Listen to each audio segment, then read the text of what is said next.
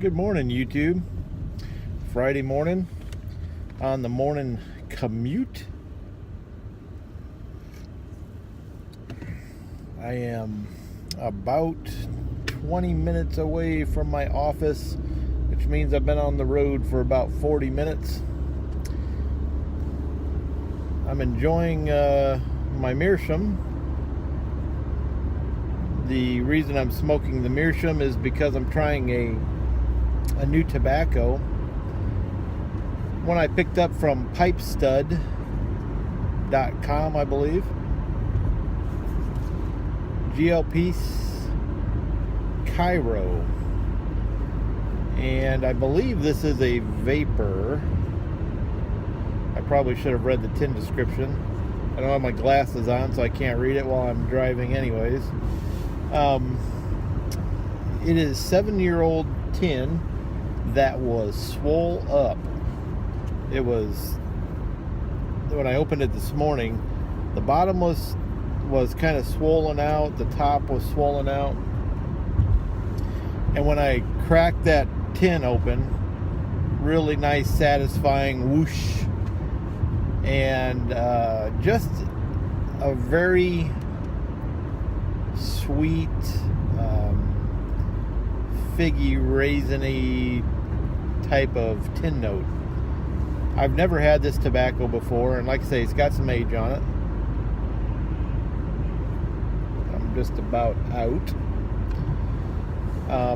But I like vapors.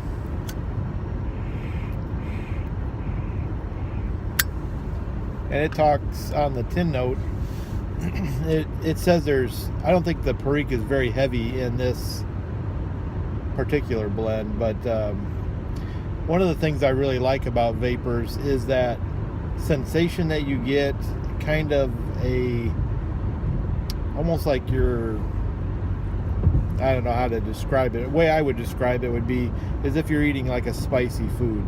You get that tingling on the tongue, that it's not tongue bite, but it's almost like it's got heat to it. You know what I'm talking about. But this particular tobacco is pretty red.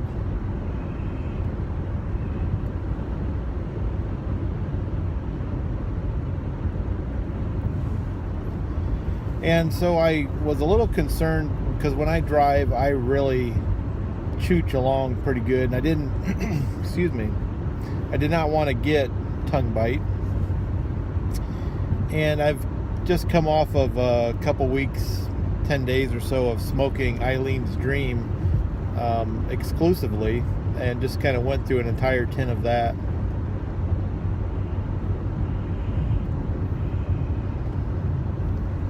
And what I've discovered with this blend, and I don't know if it's because of the age on it or if it's just this particular blend, when I went to pack the pipe, the tobacco was fair.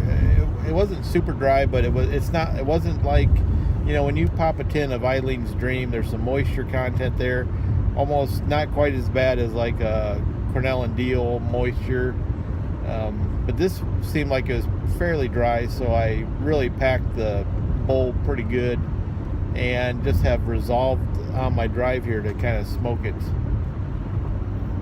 fairly slow. And it has that tin note has really come through in the flavor, and it's really been an enjoyable first bowl out of this tin. I've never had, I think this is the first GLPease tobacco that I've had, and so I'm getting that figgy flavor up front, and then the Perique kind of just settles on the tongue, tingling the tongue there. So I've really been enjoying it. I had a little bit of almost a disaster, kind of a disaster. As I was smoking this, I started out, I was chooching it pretty good, and the bowl was getting hot, so I went to I had it in this hand, and I went to set it down, kind of rest my arm on the armrest, and I fumbled the pipe, which is not good to do when you're driving.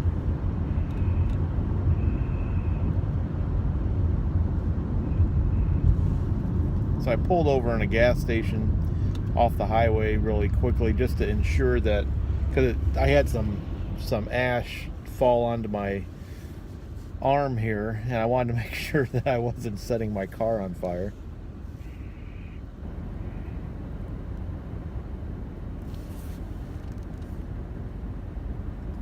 Unfortunately, this jacket is it's like a fleece outer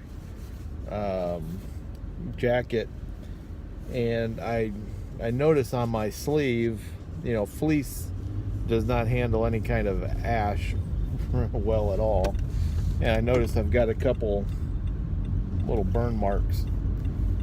Such is the life of the pipe smoker on the commute.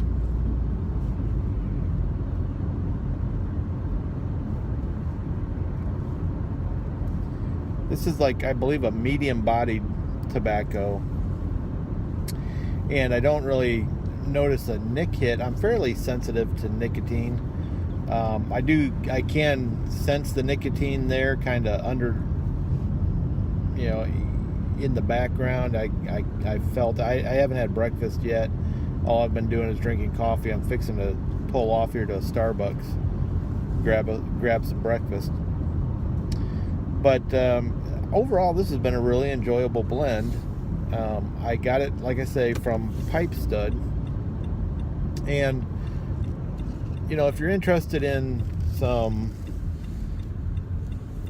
blends that maybe generally will have age on it, that sometimes are hard to get, if you go to Pipestud, sign up for his newsletter. Every Saturday morning, Steve kind of dumps tobacco out onto his website, and generally, the esotericas, you got to be super quick and to get any. But what I end up doing is, initially he'll dump a bunch of tobacco on his site. People will purchase them, paying more money than I would pay for tobacco, but hey, to each their own.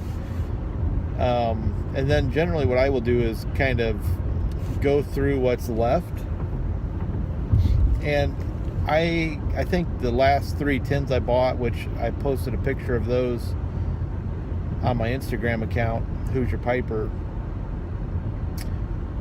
I think I spent an average of $12 to $13 a tin, and they all have age on it. The least amount of age is 3 years. And so, I encourage you to check out Pipestud. It's a good resource, if you're looking to try some things with age, you got some money to spend. I think I picked up this tin of GLPease. I picked up a tin of, I can't even remember, it's the one with the bat. I know what I want to call it, but it's probably not appropriate. And definitely probably not what it's really named. It's got that crazy looking bat on it. And then I also picked up a tin of Orlick, is it mellow mixture or something like that, mild mixture, I don't know, I can't even remember, but it's something I haven't tried yet from Orlick. And that one has, I want to say, like 6 years on it. So overall, a pretty good, tobacco haul from Pipestud. Check him out. Every Saturday he'll send you an email. Really quick shipping, packages everything up really nice. Steve does a good job.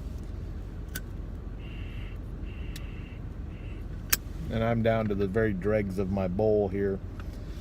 But if you have not yet tried Cairo,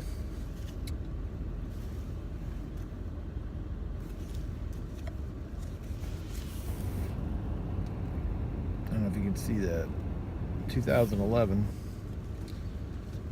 Give it a go. check him out. Sign up for his newsletter.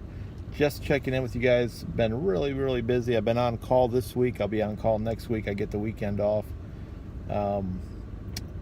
But that's why I haven't been posting many videos. 10 minutes already on this video. I am in line at the drive-thru at Starbucks, so I am going to focus on getting my breakfast. You guys have a great weekend. We'll check in with you later. Until next time, who's your piper?